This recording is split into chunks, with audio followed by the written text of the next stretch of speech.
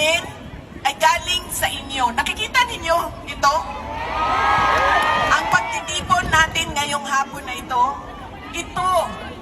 ang lakas ng aming pamilya. Kaya nagpapasalamat kami sa inyong lahat dahil hindi ninyo kami iniiwan. Noong hindi pa Pangulo si President Duterte, nandiyan na yung suporta ninyo. Nung naging Pangulo siya, buong-buo ang suporta ng taong bayan.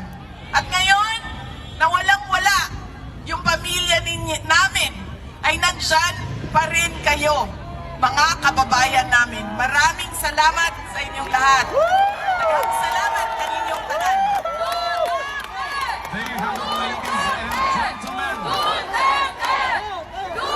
The 15th Vice President of the Republic of the Philippines. Sir, pagpapasalamat pa lang yun. Sugod pa lang to.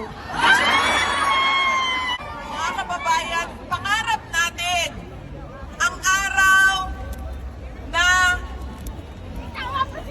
pwede tayong umuwi sa Pilipinas.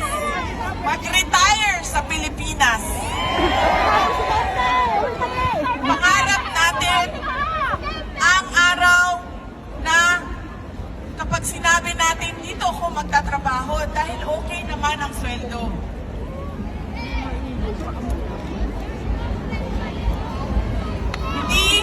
Hindi ito trabaho ng isang tao lang, ng dalawang tao lang, kundi trabaho ito ng isang sambayanan.